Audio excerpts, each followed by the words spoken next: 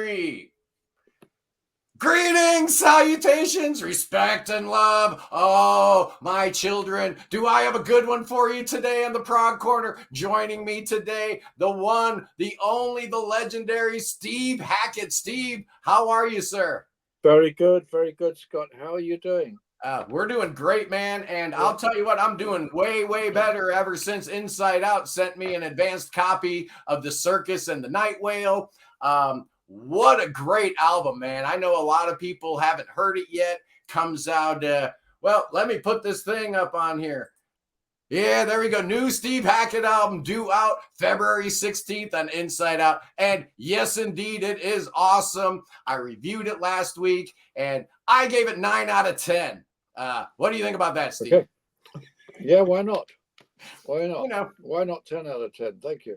well, that's what Voyage of the Acolyte's for. You gotta, you can't have every one of your records being 10 out of 10. Okay. But I'm the guy that would put a 10 out of 10 on Darktown. Okay. So thank you for re-releasing that. Now, in addition to the new, you've got a new album out, but you've also been doing these reissues, right? You put out Wild Orchid, Guitar Noir, Darktown. What's the other one that just came out? The other one? Well, it might be Feedback 86, which is about to come out. It could be really? It could be. Yeah, that one, it was stuff I'd done with Brian May and Bonnie Tyler and Chris Thompson. There was a great team on that one. And then it sat there for 11 years whilst for all sorts of reasons. So it managed to escape all those years ago, but I think it's actually going to get a release and probably become a huge success because I love it. I think it's a great album. I love the Bonnie Tyler bit. You got Brian May in there. I mean, it's a fun record. Yeah. So what happened back in 86 that it got shelved? Well, the people that were managing me never managed to get a record deal for it. I suspect that maybe what they were, maybe what they did was they went out and said, this is worth $5 billion, and $5 billion wasn't forthcoming as a, I don't know. All I know is that ever since I've been managing myself, along with my wife, Jo, we get a lot more things released. So this latest album is the 30th album 30th studio album, That's but crazy. sometimes, I think being managed by other people isn't necessarily always the best way to get stuff out there. Hey, that's, other people have their agendas. Since Jo and her sister have kind of been, part of the Steve Hackett fold, I know Jo isn't, playing instruments and whatnot, but I have noticed that you seem to be in a much better headspace because since you clicked up with Jo, you've been on this insane winning streak. I mean, record after record. You haven't put out a bad record since. So I'm going to thank Jo personally for her contribution to that. That's right. It's been great that she kind of she writes stuff with me. I mean, we have conversations that become records or become videos, become films, become books. That's how it works with us. So the idea of doing something that was autobiographical, like a kind of companion piece to the book that came out, A Genesis in My Bed, a few years back. This is a little bit like, it's not an audio version of that book, but it's another way of describing all those events. 1950, how radio sounded that year. Post-war London, the smoke, a nickname for London, heavily polluted ever since the 1800s. All of that, and the idea of time passing through all the tracks on the record, Passing Clouds, blah, blah, blah, blah, blah, blah, which incidentally, at one point, they had cigarettes over here called Passing Clouds. Nice. And it's that kind of referencing the past from an era before stereo, never mind anything else. Yeah. Mono radio, the patronizing tones of the BBC. Listen with mother. Are you sitting comfortably? Then I'll begin. But instead of which you get the baby's cry. And the steam train, the baby isn't comfortable. The steam train picks up speed. Then you get Big Ben tolling and the string orchestra come in. And that sets the speed for the incoming rock band. And there's a and then lot. you're off on the roller coaster, the cinematic roller coaster that is this album and the Circus and the Nightwhale and all the colorful things that go with it in a pan-genre kind of mosaic sort of way. Well, and that's a good way to put it. Pan-genre. I mean, that's probably the best way to describe the Steve Hackett discography. If you had to just use one phrase, it's pan-genre. You got world music, you got pop, you got prog, you got jazz, you got classical. Speaking of which, what kind of classical guitar are you playing these days? Well, the one that's on the record is a Yairi. That's Yairi. It's Japanese guitar. But I got a very lovely gift of a Yamaha recently that's got onboard chorus and reverb on it. And I just played it live at an acoustic show a few weeks back. Nice. It was a marvelous sounding guitar. Yeah. Sounds wonderful. Yeah. The saddest day of my life, Steve, was after I got locked up. I was locked up, incarcerated for 18 months. I get out of jail. I go home, well, what I thought was home, and I realize everything's gone, including my Jose Ramirez. Oh, man. Oh, my God. Oh, wow. Yeah. Oh, my dad got that for me on my 10th birthday. Oh, and man, oh, man, that was probably the worst day of my life when I realized that my favorite guitar was gone. And I know you've got an affinity for guitars. You've been rocking that Gary Moore Les Paul for a while now, huh? Well, the Gary Moore guitar, it's Les Paul shaped, the Bernie model. That's Fernandez make those, and they got the sustainer pickup in them. Oh, so yeah. The notes go on forever. There's no tyranny of volume. Yeah, you can't play Steve Hackett material without that sustain going, right? Well, that's the thing. You get used to that. The language and with the tremolo arm. You can get very used to that. But I don't think there's any one guitar that does it all. Yeah, you've just got to. You have to own lots of them. Yeah, exactly. Now, you mentioned the People of the Smoke and, how it's based on 1950s London, where, incidentally, you grew up. So obviously there's an autobiographical bent to this whole record. But I argue everything's autobiographical to a certain degree or not. People are going crazy. Oh, my goodness, Hackett's put out a concept album. It's autobiographical. You've put out a lot of stuff that's been autobiographical, but maybe not within the context of a concept album. Yeah. Why did you go this route? Because I'm loving it, man. I think the Circus and the Nightwhale is the best thing you've done since Darktown.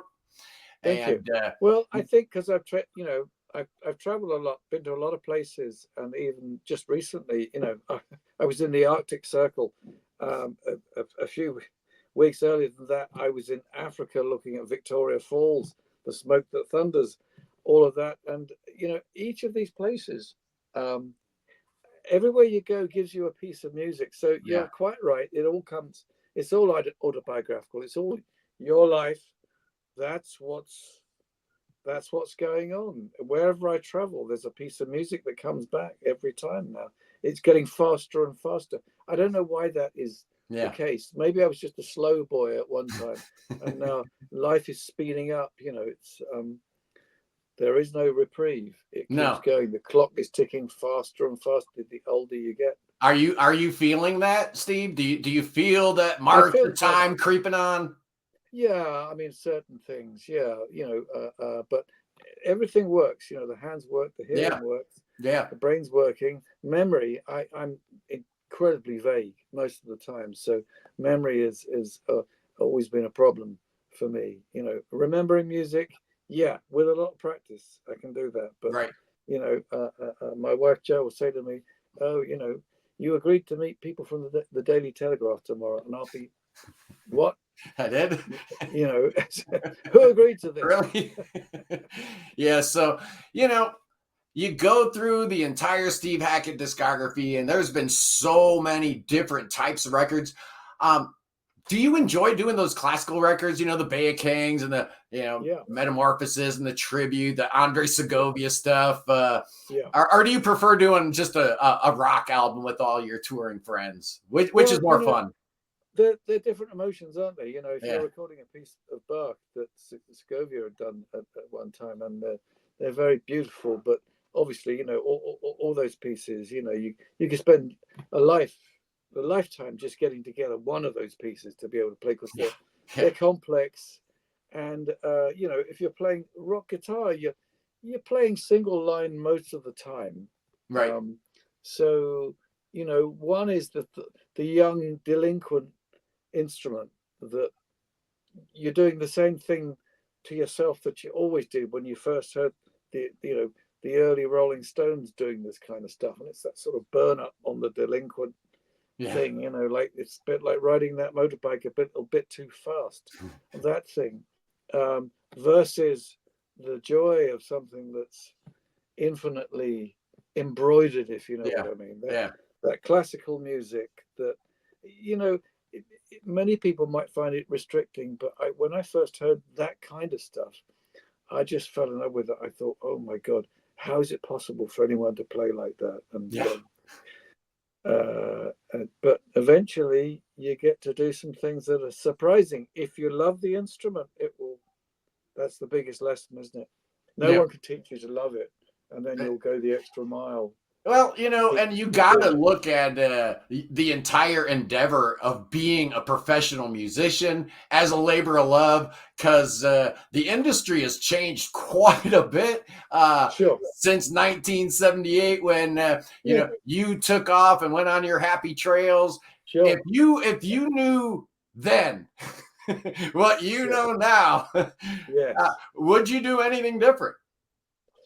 Well, you know, I can look at certain houses and go, yeah, I could afford Buckingham Palace if I'd stuck with this. But, you know, on the other hand, you know, those 30 albums that I've done are all, I guess that's, you know, palaces of the mind. I would hate to think that those things you've got behind you there, that I hadn't done them. So, you know, it looks extraordinary to me. I think I see a Lamb Lies Down on Broadway down there. Solo, Genesis, anything with Steve Hackett playing on it, people, you need to be listening to. Well, thank you for that. It's no, it's been a joy, and it hasn't been a job. It's been an absolute joy to do. Obviously, there are times when I've been frustrated. I thought, oh, I can't play this, I can't do it, I can't sing it, or I can't get it released, or whatever, you know. If the record companies weren't around at the time, and the 1980s was a very difficult time for people like me. You know, I'd recorded stuff with Brian May and Bonnie Tyler and Chris Thompson, and, you know, various people, and the Meridian guys, and I seemed not to be able to get arrested at that time. It seemed like maybe there was a watershed time. I remember this with Nuno Betancourt, the guitarist. Nuno, You know Nuno very well. I know Nuno. Okay, Nuno is brilliant, but he was saying, I was working with him, I think he maybe just turned 35 or something like that. We were doing some stuff in Japan, Guitar Wars, and Paul Gilbert. That was fun. John Paul Jones, Mike Suter, Roger King, and you know, that was extraordinary stuff. King Crimson, there was involvements with all sorts of people. But he was saying to me, you know, I can't get a record deal. Now I've turned 35. And we were all going, you know, maybe it's being 35. You've reached 35, and record companies go, look, can't be a young, you know, new face on the block. So you've got to be able to weather all of that. You do, but you kind of had a double whammy against you too, because, you know, record labels were looking at you, and then they were looking at your ex-bandmates and saying, you know, Genesis is selling millions of copies, and this Steve Hackett guy, you know, if he made music like Genesis, maybe we'd sign. Did you feel that their success over there might have been a hindrance to you at one point in your solo career? Well, you know, that there was a point at which I formed GTR with Steve Howe. We had this record, and we had a hit with When the Heart Rules the Mind, was the hit single from it. Yeah, hit number 11 in the US. And the strange thing was that Time magazine did an article, and it talked about all the members of Genesis from the classic lineup.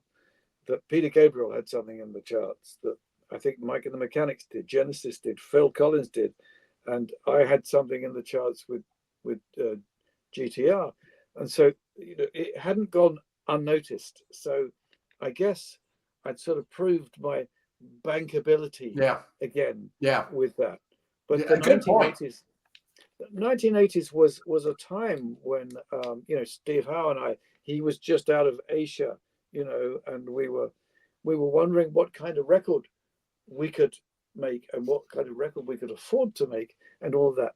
Now, I think people don't really worry about that anymore. Right. Or you shouldn't really, because, I think having hit singles is an oversubscribed club, especially when you reach a certain age. All you're looking for is to be able to respect yourself, love the music that you're making, and if other people like it, great. It'll get released somewhere or another, whether that's your own label or whether it's another label that might be more niche, whatever it is. I don't know. It's become very wide again. It's become very broad. What is the mainstream? I don't know. Yeah, I have no idea. I wish I knew. The mainstream? Ever since the Beatles invited in half of India to work with them, what was suddenly that was very hit because somebody had made a decision. It was in a position of power. They had the world's ear to be able to do that. I don't think that's available for music in general. I mean, it's not available even to Beyonce or whomever. Yeah, Beyonce, Taylor Swift. That's about it. That's right. Well, that's it. Yeah, we and the rest of it is why bother? But but if you love what you do, even if 3 people buy it, that's your mother, your grandmother, and the dog. Yeah. Hey, that's how I started out on the Prog Corner, man, with 3 subscribers. It was my mother-in-law, my wife, and a co-worker. You got to start somewhere, but the reality is, like you said, as long as you love what you're doing, it really isn't work, is it? No, you've got to make. What is it Keith Richards said? Something about why should they be the only ones to suffer? You've got to go for that audience. It's not work. No, I don't think what you're doing is work. What I'm doing, I'm not working today. Yeah, I'm just having fun. That's it. I play guitar today. I burn up a few blisters on the hand, and that's fine. So let's talk about some live dates. What's the calendar for 2024 looking like for Steve Hackett and his amazing live band? I just gotta take a second and shout out this group that you put together. You mentioned Roger King, Craig Blundell, Jonas Reingold, Rob Townsend, Amanda Lehman. Stop. I mean, is this just not like the best band in the history of mankind? They are an amazing band, and it's wonderful to work with them. I think they're the best band I've ever had, and I've worked with some great people. I've worked with the late great Richie Havens. I worked with Steve Walsh, Kansas, with Phil Earhart, Randy Crawford, who had a huge solo career over here, mainly known in the States for singing Street Life with the Crusaders. That's been the one hit that she's had there, but she had a huge career over here with One Day I'll Fly Away, and I think that was -- even. Yeah, it's a huge hit in the UK. Wonderful. Yes, it was. Yeah. So we've been lucky to have had all of that, and I've been lucky to work with some extraordinary people, some extraordinary instrumentalists and vocalists, because I'm going to throw my boy NAD Silvan in there, man. I'm a huge NAD fan, man. I love that guy. Well, he's got a great voice. He's very theatrical, and he's his own man. He does a great impression of Phil Collins, Peter Gabriel, even Richie Havens. He can even channel Richie Havens at times, and create that depth and it's uncanny, but it's a big, I use the word stentorian brass-like voice. It's that big rock voice. Yeah. If I sing, I'm more like a ballad singer. I'm kind of a bit more. It's a smaller voice, but I sing with vibrato and I use all that kind of stuff. Have you been taking vocal lessons, man? Because I swear your voice is better than it was back then. Well, that's a weird thing, isn't it? Yeah, I think over time you can focus on it, and by hook or by crook you can make it work. Yeah, I think. Well, I grew up in an era of Roy Orbison, the Everleys. I mean, guys who could sing. I mean, my God, I loved all of that. Yeah. Just slightly prior to the Beatles, our go-to was that Brian Hyland. Yeah. Who mentions Brian Hyland these days? Loved all that stuff. Wonderful singers. Oh yeah. Brilliant. And the balladeers.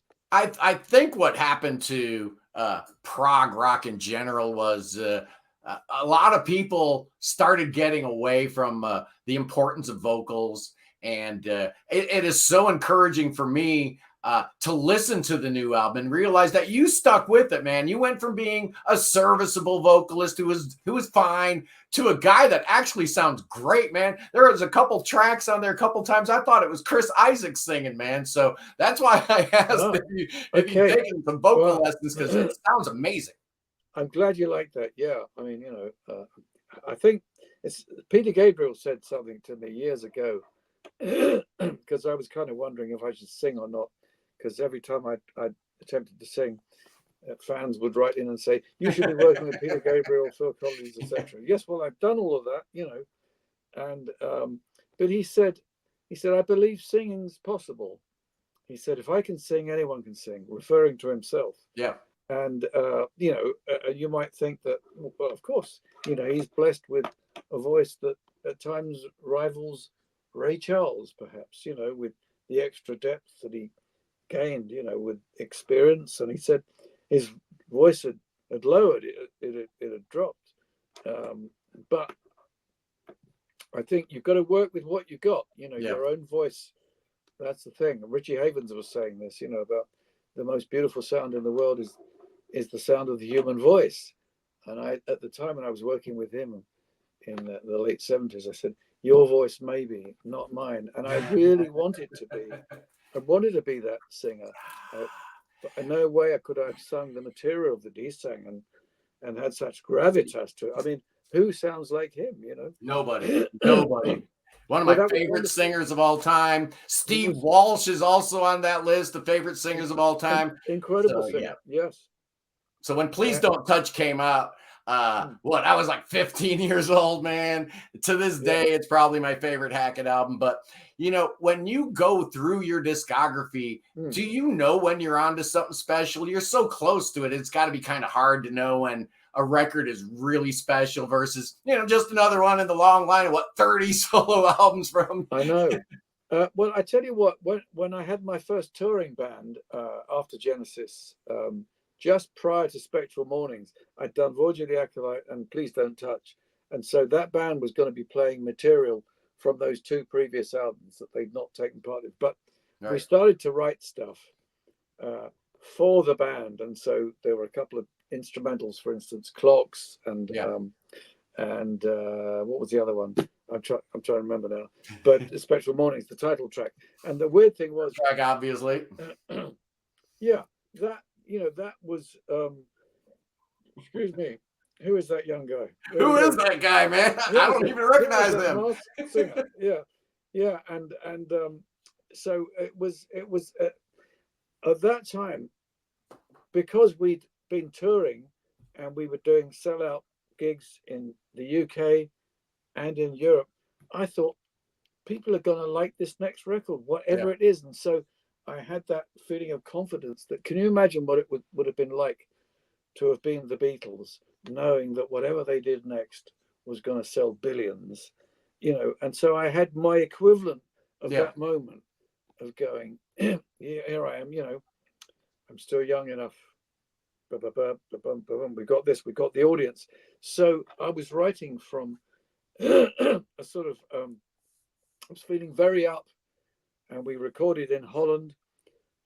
We just had a party. We had a ball doing this album, and it shows that we were having a blast doing that. So it was like extension. There was no social life and professional life, personal and professional.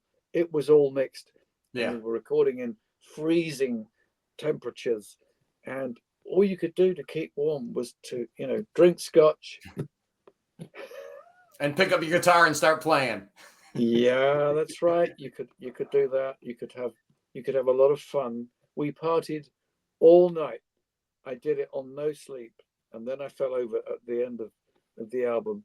I should have been more, protected, but I was having such a wonderful time doing that. So that's a special memory for me. That touring band that had my brother, Nick Magnus, John Hackett, my brother, Dick Cadbury, John Shearer, and that was a really Pete Hicks. It was a wonderful time, and when we were all singing together, we managed to create a really great harmony sound. So that was, that was what was great about that. For me, it was like vocals have arrived, but it's a vocal team.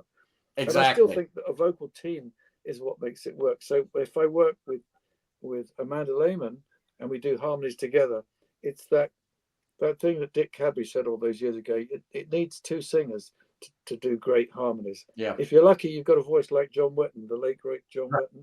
Who does though? But who's got that voice? Yeah. You know what I mean? Yeah. So it can come out a bit like a monochrome when one person is doing all the harmonies themselves.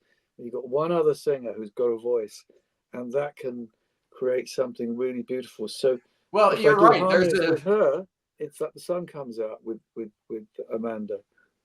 And I don't think enough musicians think about the difference between closed harmony and open harmony. They're completely different people. Yeah, the Bee Gees could do closed harmony because they were brothers, right? But it's a whole different sound when you're laying on layer upon layer of all that closed harmony. It just sounds so good on this record. And then you get a little Amanda in there, just incredible. But you did bring up something I just wanted to touch on real quick. Before I let you go, about the idea that you're recording an album that you think people might actually listen to versus you're just back in the studio doing more work. And I remember talking to Andy Partridge from XTC about that. And after they had that big hit in the US with Dear God, they went back in the studio and Andy's like, this is different. I know people are going to listen to this record, whereas the last, 6 or 7, I didn't have this feeling, the anticipation, the expectation levels, everything's different. And then you got the A&R guy floating around saying, "Yeah, buddy, that last record had a couple hits. Let's not forget about that too." Everything changes when you have a decent selling record, and then you go back in the studio. So interesting that Spectrum Mornings, you felt a little bit of that too. Yeah, I felt that. I was talking to Tony Stratton-Smith, who was the label boss at the time. I said, I feel good about this one. And he said, I feel good about this one too. So I just had a feeling it was going to do well. And once again, it charted, so I was very happy with that, but it shouldn't be the motivation, because you have to fight through the albums that it seems like no one is interested in, and some things will be just an escape rather than a major release. But I think that you've got to keep playing the tables. If you want to make your own luck, you've got to keep doing it. You've got to keep it coming. That's the whole deal. I mean, what about all those jazzers who are working 300 days a year, doing gigs everywhere? They weren't expected to sell huge quantities of Blue Note records, but those things are the classics. They are what they are, and we might be seeing a little bit of a parallel to what was going on in the late 40s, early 50s in the jazz scene, where it's underground and people had to play a bunch of live dates and play with a bunch of different combos. Prog's almost kind of reverting back to that a little bit, where you got to have your hands in a lot of different pots. Yeah, I think, you get the experimental atonal stuff, the dissonant stuff, from the likes of Ornette Coleman, John Coltrane, Miles Davis, all of that stuff, the stuff that Miles was doing around about 1970, when he's got Joe Zawinul and the band, he's got Chick Corea, he's got Keith Jarrett, he's got keyboard players to die for, and Ayeto Moreira on percussion. Yeah.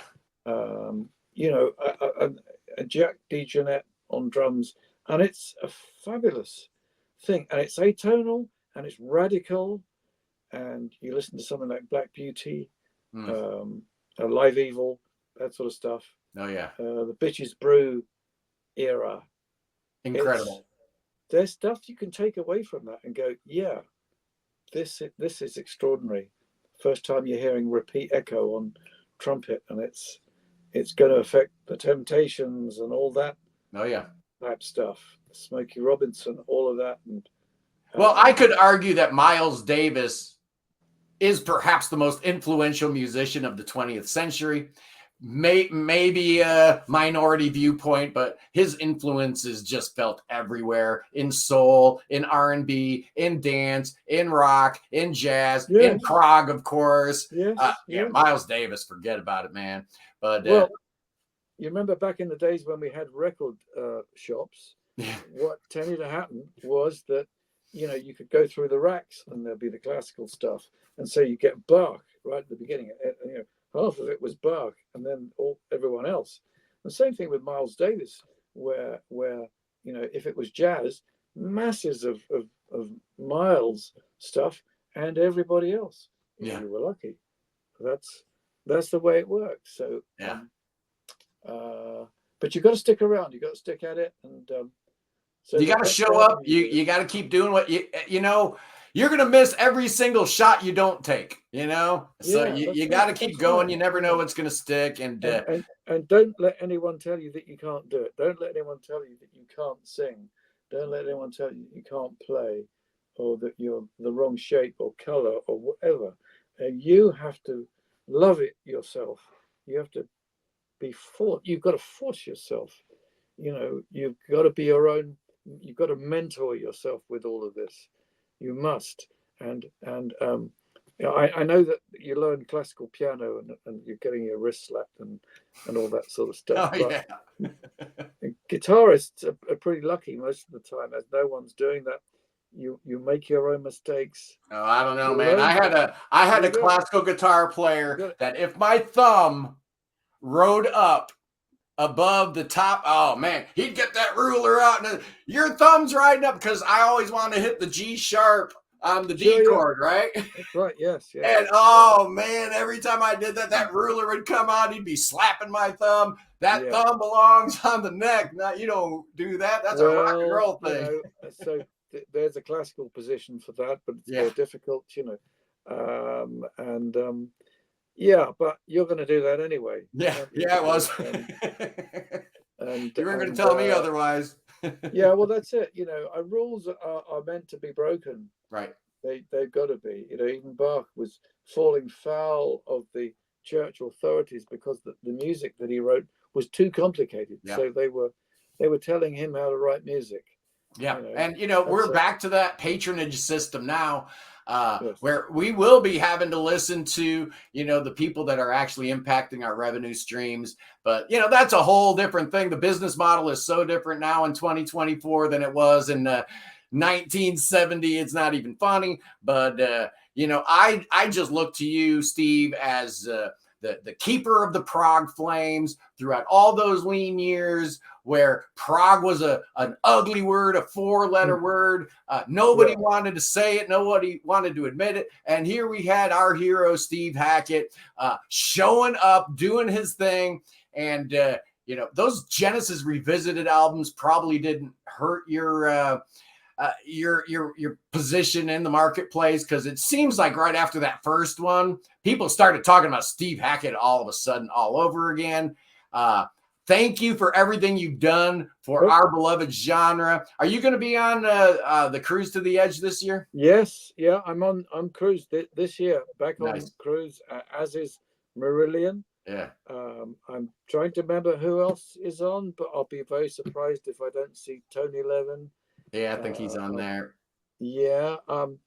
Big remind me Train. who's on. Gotta remind me who's on. I don't know. Yeah, I just talked to Greg Sponton from Big Train. I know they're going to be on there, and he's worried because he doesn't swim, and he's like, "What if I fall off the boat?" Are they gonna, like, don't worry, man, they'll turn around and get you. You know. Oh, right, yeah.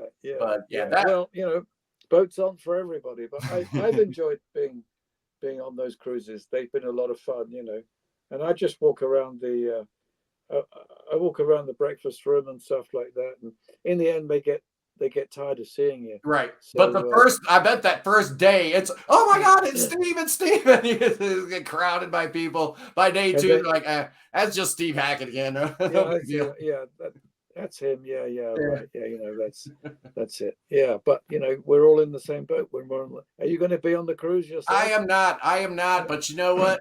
I'm working my way up. I'm headed to the big time, Steve. There's nothing going to hold me back. The Prog Corner is and will continue to be the #1 prog rock site on YouTube, dedicated only to prog rock. There's other, bigger channels than mine, but not ones that just talk about our beloved genre and nothing else. So yeah, one day I'll get to those storied heights, but me just a little guy right now, Steve, but that's all right. That's going to change. I've been doing this 2 years and the channel has just grown exponentially. So it's really exciting.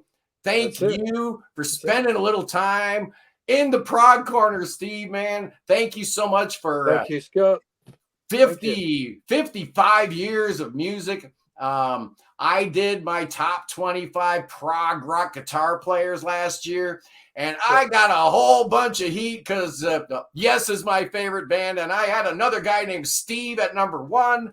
Yes, I had Steve Hackett as my #1 guitar player of all time, edging out Steve Howe, primarily longevity, solo career. And let's face it, your chops haven't diminished one bit. The new album is called The Circus and the Nightwhale. Comes out on Inside Out. Not this Friday, not next Friday. It's the 16th of February, whenever that is. And if you haven't already pre-ordered this thing, man, do yourself a favor. I personally think it's the best thing Steve's done in 20 years. Maybe even longer, man. The more I listen to this new record, I really, really love it. I'm glad you like it, Steve. It's amazing. Thank you. And I love it, Scott. I love it. Thank you. You stay well. Thank you, Steve. Thank you for spending a little time with me here in the Prog Corner. And I'm going to do what I always do, Steve. I'm going to do my freak out, which is basically just a way to trick the YouTube algorithm so that people watch all the way to the end because they know what's coming. They know Scott's going to freak out at the end of the video. I say to you people, peace in the Middle East, free Tibet, and God save the king. Save King Chucky. Save King Chucky. He needs your saving right now. Bring that boy to America. We'll save him up real good. I'll see you guys tomorrow when I review the new album from The Smile. Peace.